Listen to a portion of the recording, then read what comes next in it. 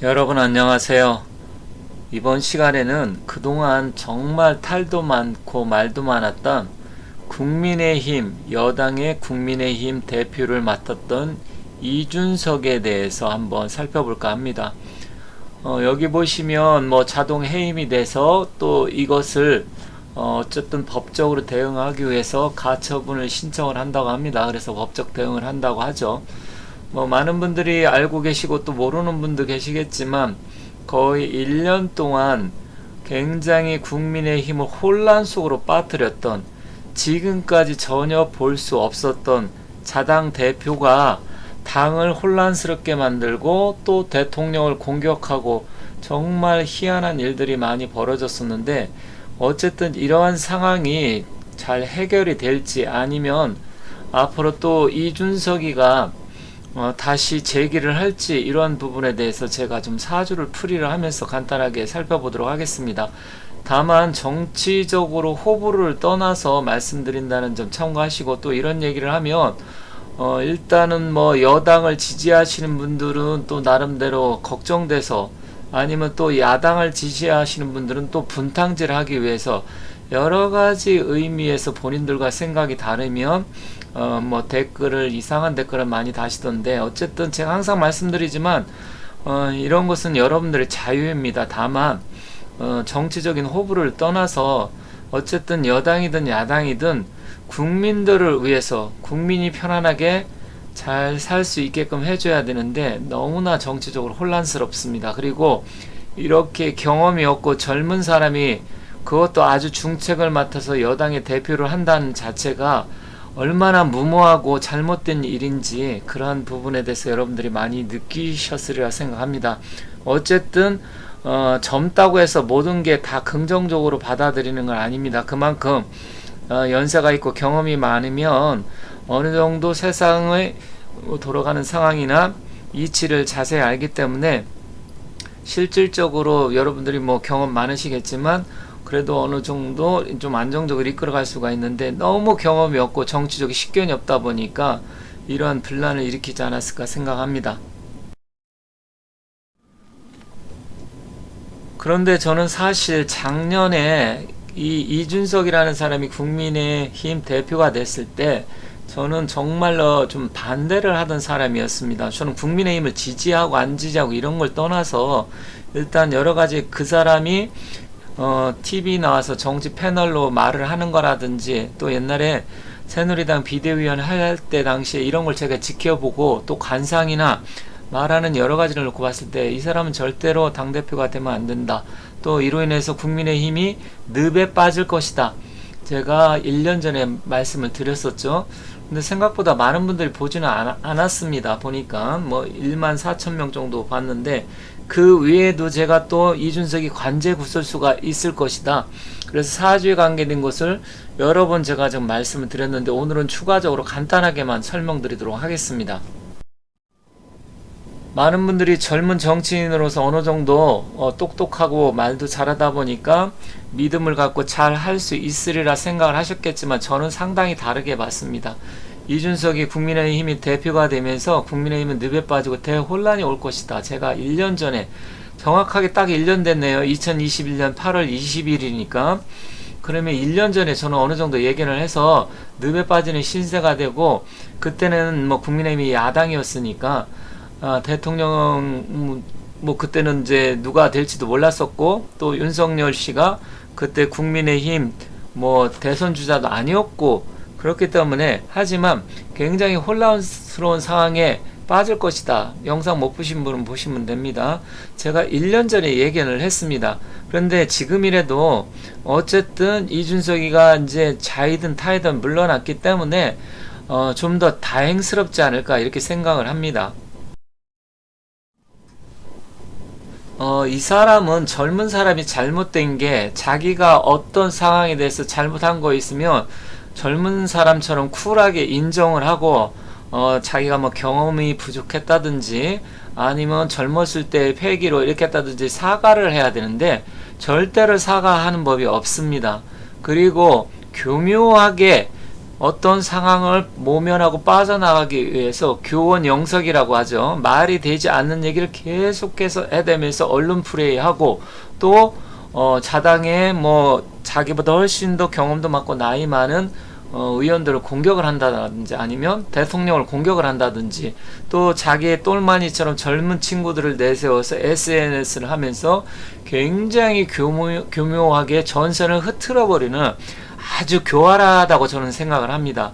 그렇기 때문에 이런 사람은 여야를 떠나서 젊고 나이 든 거 경험을 떠나서 절대로 정치인이 되면 안 됩니다. 국민들이 너무너무 피곤하고 절대로 국민을 위한 정치를 하지 않기 때문에. 그런데 지금도 보세요. 그렇게 여러 가지 증거 자료가 나타냈음에도 불구하고 그걸 인정을 하고 겸허하게 받아들이는 게 아니라 또다시 가처분 신청을 하면서 다시 법적인 준비를 하고 법적으로 해서 해결을 하려고 하는 아주 잘못된 생각을 갖고 있습니다. 그렇기 때문에 어쨌든 정치인으로서는 절대로 이런 사람은 큰 자리로 가면 안 된다.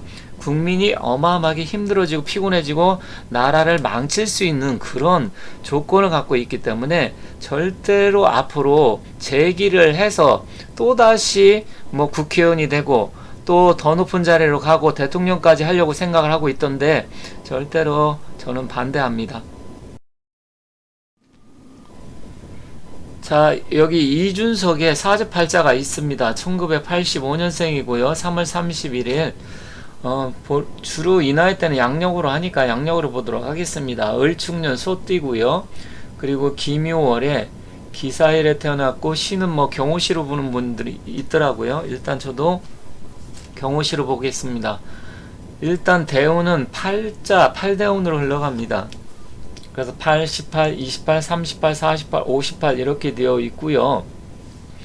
현재 한국 나이로 38살이니까 38부터 47살까지 을해대운에 와 있습니다.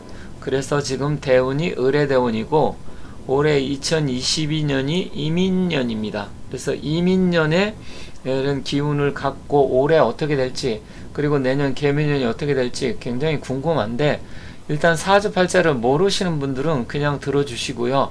사주팔자를 어느 정도 그래도 공부를 해서 내가 기본은 알고 있다. 오행이 어떻고 십성이 어떻고 또 뭐 역마살이 어떻고 뭐 이런 기본적인 여러 가지가 있잖아요. 그걸 알고 계시다 이렇게 생각하시는 분은 가볍게 이렇게 들어주시면 좋겠습니다. 자, 좀 더 자세하게 말씀드리겠습니다. 이 사람은 태어난 날이 기사일에 태어났습니다. 그래서 기토가 지지의 사와 화의 인성의 기운을 받고 있기 때문에 나름대로 일단 인성의 기운을 받아서 약간의 신약사주로 볼 수가 있기 때문에 왜 신약이냐면 일단 기묘월, 월지가 중요한데 월과 연의 을축에 이 편관이 극을 하고 있고요.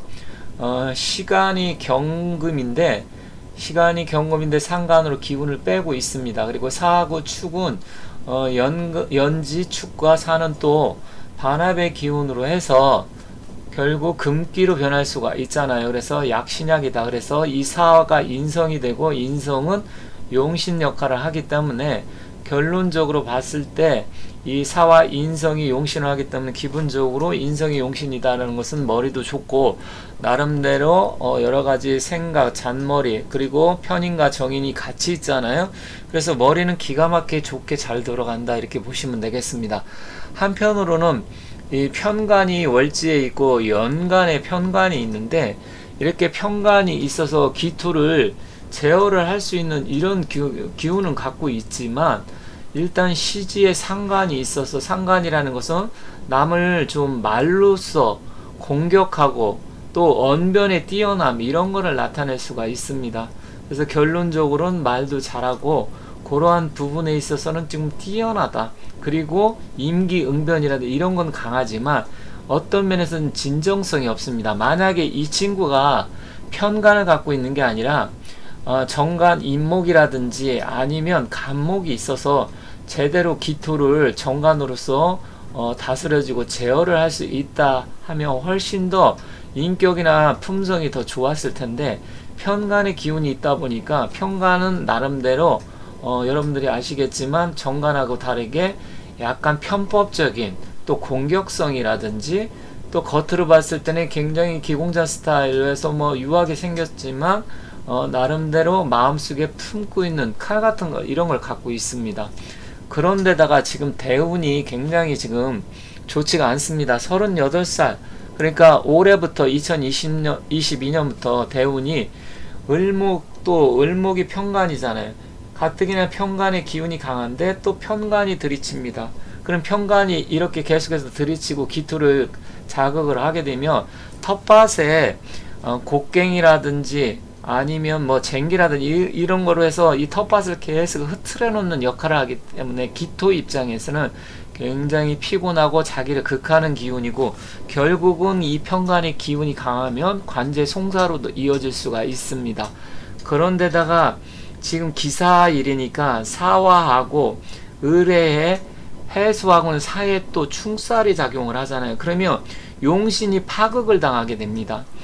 결국 해수가 와서 사화를 충살을 해서 인성을 파극을 시키고 그리고 또 해묘해서 목국 이 편관 관성의 기운을 또 더 강하게 만들어 버리고 이런 식으로 되는 데다가 2022년 이민년은 기토 입장에서는 수가 오면 물론 이제 임수 입장에서는 기토가 오면 흙탕물이 되어버리기 때문에 이걸 기토 수탁이라고 하는데 결국은 임수 입장이나 기토 입장이나 좋지가 않습니다. 그러면 임수라는 것은 약한 토가 하늘에서 장대비가 내려서 결국은 또 휩쓸려가는 그러한 역할이 되고요. 더군다나 또 사화 인성 간의 인사 형살로 작용을 하면서 이 인이라는 건 겁살이 되어버립니다. 그러면 겁살이라는 건 뭐예요? 겁탈하고 빼앗아 간다는 의미잖아요. 그러면 인성과 충살, 형극이 되면서 그동안 자기가 됐던 그 어떤 도움을 주는 거죠. 용신이니까. 그게 이 연운 세운과는 형극이 되어버리고 그리고 대운과는 또 충파살, 역마, 상충살이 되어버리고 모든 게 다 깨져버리고 천간은 하늘에서 비가 내려서 완전히 지금처럼 비가 어마어마하게 내렸는데 모든 게 휩쓸려가는 거기다 내년 개미년까지는 계속해서 하늘에서 비가 내리면서 묘라는 것은 무엇이냐면 제살이 됩니다. 그러면 관제 송사에 또 연관이 될 수가 있고요. 더욱더 지금 8월달 2022년 8월달은 무신월인데 그러면 기사일의 사 그리고 이민년의 인 그리고 무신월과 인사신 또 사명살이 작동을 하기 때문에 결국은 이 8월에 모든 것을 잃게 됩니다. 인사신 사명살까지 작동을 해요. 그래서 모든 것이 깨지기 때문에 어쩜 이렇게 사주의 기운과 잘 맞는지 그래서 모든 것을 잃게 되고 이로 인해서 여기서 좀 더 일찍 멈췄어야 되는데 그걸 하지 않고 본인이 결국은 끝까지 갔기 때문에 이게 부메랑이 되어서 결국 이준석한테는 앞으로 10년간은 굉장한 타격을 입을 것이다. 그렇지만 이제 48살 갑술 대운에 오면 정관의 운이 오기 때문에 이때는 조금 인성적으로 이제 자기가 세상 물정 조금 더 알고 어느 정도 하면서 또 술은 묘술 화의 기운으로 인성의 기운으로 변할 수 있고 자기를 도와주는 기운이기 때문에 48대운은 조금 낫습니다. 하지만 앞으로 10년간은 굉장히 어려움에 빠질 것이다. 그래서 10년 동안 제대로 못하면 48대운도 없을 것이고요. 10년 동안 자기가 이러한 부분을 깨닫고 자중자애하면서 실력을 키우고 다시 인성을 갈고 닦으면 48대 이번에는 나름대로 다시 재기의 발판이 충분히 마련할 수 있고 나이상도 뭐 적당하니까 좋다고 보지만 10년 동안 충분하게 잘못될 수 있다. 그리고 올해 내년 굉장히 힘들고 어렵고 심지어는 관제 송사까지 연루가 될 수 있는 가능성이 굉장히 높기 때문에 모든 것을 이룰 수 있는 해이기 때문에 조심해야 된다. 이렇게 정리하도록 하겠습니다. 좀 더 길게 자세하게 말씀드리고 싶지만 또 모르시는 분들은 지루해 할 수 있을 것 같아서 이 정도로 마치겠습니다. 다른 영상에서도 여러 번 말씀드렸기 때문에 사주만 본다고 하더라도 지금 상당히 힘들고 어려운 상황에 처해 있고 인성적으로나 품성으로 봤을 때 이 사람은 세상을 더 공부하고 정말로 이제부터 자중자애하고 열심히 뭐 도 닦으란 얘기까지는 못하겠지만 공부를 더 해야 하고 인생 공부를 해야 된다, 이렇게 하면서 정리하도록 하겠습니다. 감사합니다.